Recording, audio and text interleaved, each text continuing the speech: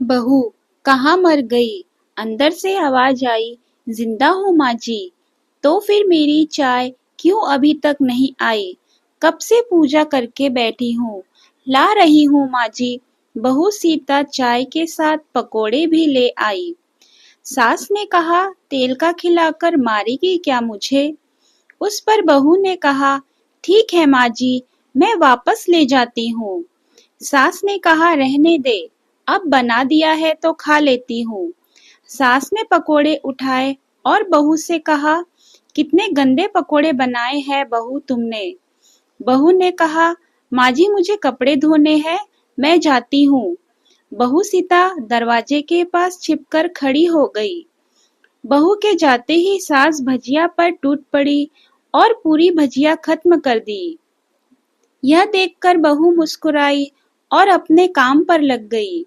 दोपहर के खाने का वक्त हुआ। सास ने फिर आवाज लगाई, बहू कुछ खाने को मिलेगा? बहू ने आवाज नहीं दी।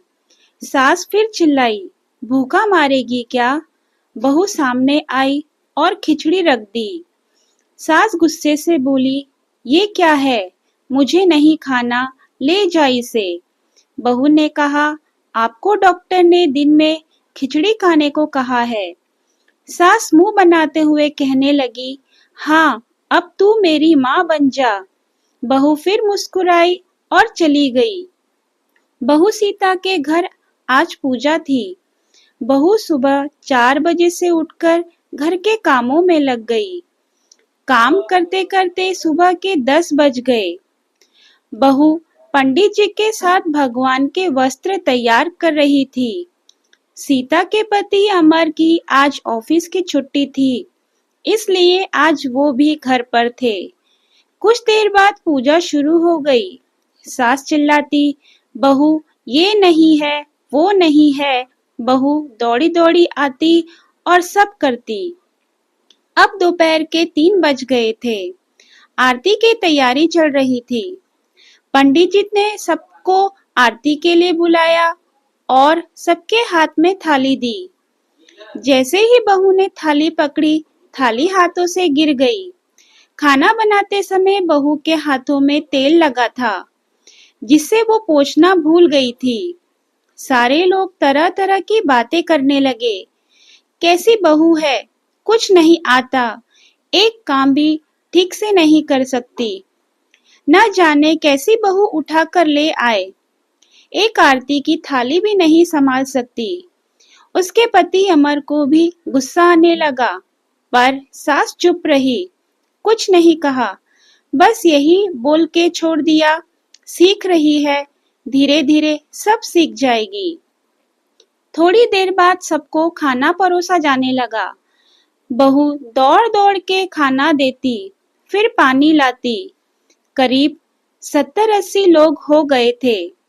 इधर 2 नौकर और बहू अकेली फिर भी वहां सारा काम बहुत ही अच्छे तरीके से कर रही थी। सीता की सास और कुछ आस पड़ोस के लोग खाने पर बैठे। बहू ने खाना परोसना शुरू किया। जैसे ही पहला निवाला सास ने खाया और कहा, तुमने नमक ठीक से नहीं डाला क्या? एक काम भी ठीक से नहीं कर सकती। पता नहीं मेरे बाद ये घर कैसे चलेगा। आस पड़ोस वाले तो बस बहाना ढूंढते हैं नुक्स निकालने का। फिर वो सब भी शुरू हो गए। दिन का खाना हो चुका था। बहू बर्तन साफ करने नौकरों के साथ लग गई। रात में जागरण का कार्यक्रम रखा था। बहू ने 1-2 गीत गाने के लिए स्टेज पर चढ़ गई। सास जोर से चिल्लाई, मेरी नाक मत कटा देना, गाना नहीं आता है तो मत गा, वापस आ जा। बहू मुस्कुराई और गाने लगी। सबने उसके गाने की तारीफ की, पर सास मुंह फुलाते हुए बोलती, इससे अच्छा तो मैं गाती थी जवानी में, तुझे तो कुछ भी नहीं आता।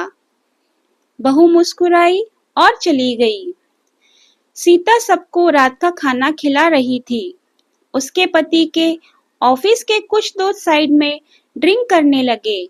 उसका पति चिल्लाता, थोड़ा बर्फ ले आओ, तो वहां सास चिल्लाती, यहाँ दाल नहीं है। फिर चिल्लाता, कोल्ड ड्रिंक नहीं है, पापड़ ले आओ। इधर उधर के चक्कर में उसके पति की शराब नीचे गिर पड़ी और बोतल टूट गई। पति ने गुस्से में दो झापड़ पत्नी को लगाते हुए कहा, जाहिल कहीं की, देखकर नहीं कर सकती, तुझे इतना भी काम नहीं आता। सारे लोग देखने लगे। उसकी पत्नी रोते हुए कमरे की तरफ दौड़ी। फिर उसके दोस्तों ने कहा, क्या यार, पूरा मूड खराब कर दिया। यहाँ नहीं बुलाया होता, हम कहीं और पार्टी कर लेते। कैसी अनपढ़ गंवार बीवी ला रखी है तूने। उसे तो मेहमानों की इज्जत और काम करना तक नहीं आता। अब आस पड़ोस की औरतों को और बहाना मिल गया। वो कहने लगी, देखो क्या कर दिया बहू ने। मैं तो कहती हूँ अपने बेटे की दूसरी शादी करवा दो, छुटकारा पाओ इस कंवार से। यह सुनकर सास उठी और अपने बेटे के पास जाकर उसे दो थप्पड़ मारा और कहा, अरे नालायक, तुमने मेरी बहू को मारा, तेरी हिम्मत कैसे हुई, तेरी टांगे तोड़ दूंगी। उसके बेटे के दोस्त कुछ कहने ही वाले थे कि उसकी माँ ने घूरते हुए कहा, चुप हो जाओ, यहाँ दारू पीने आए हो, जबकि पता है आज पूजा है और तुम्हें पार्टी करनी है। कैसे संस्कार दिए हैं तुम्हारे माँ बाप ने। और किसने मेरी बहू को जाहिल बोला, जरा सामने आओ। माँ ने बेटे से कहा, अरे पापी, तूने उस लड़की को बस इसलिए मारा कि तेरी शराब की बोतल टूट गई। पापी, वो बच्ची सुबह 4 बजे से उठी है, घर का सारा काम कर रही है, न सुबह से नाश्ता किया, न दिन का खाना खाया। फिर भी हंसते हुए, सबकी बातें सुनते हुए, ताने सुनते हुए घर के कामों में लगी रही। कुछ देर बाद सास बहू के कमरे में गई और बहू का हाथ पकड़कर बाहर लाई। सबके सामने कहने लगी, किसने कहा था अपनी बहू को घर से निकाल के दूसरी बहू ले आओ। कोई सामने नहीं आया। फिर सास ने कहा, तुम जानते भी क्या हो इस लड़की के बारे में। ये मेरी माँ भी है, बेटी भी है। माँ इसलिए मुझे गलत काम करने पर डांटती है और बेटी इसलिए कभी कभी मेरी दिल की भावनाएं समझ जाती है। मेरे दिन रात सेवा करती है, मेरे 1000 ताने सुनती है, पर एक शब्द भी गलत नहीं बोलती, न सामने न पीठ पीछे। और तुम कहते हो दूसरी बहू ले आओ। सास ने गुस्से से पड़ोस की महिला को कहा, अभी पिछले हफ्ते ही तुम्हारी बहू तुम्हें छोड़कर घूमने चली गई थी। मेरी इसी बहू ने 7 दिनों तक तुम्हारे घर पर खाना पानी, यहाँ तक कि तुम्हारे पैर दबाने जाती थी, और तुम इसे जाहिल बोल रही हो। जाहिल तो तुम सब हो जो कोयले और हीरे में फर्क नहीं जानते। अगर आइंदा मेरी बहू के बारे में किसी ने एक लफ्ज भी और बोला तो मुझसे बुरा कोई नहीं होगा, क्योंकि ये मेरी बहू नहीं, मेरी बेटी है। बहू सिसकियां लेते हुए फिर कमरे में चली गई। सास ने एक प्लेट उठाई और खाना परोसकर बहू के कमरे में ले गई।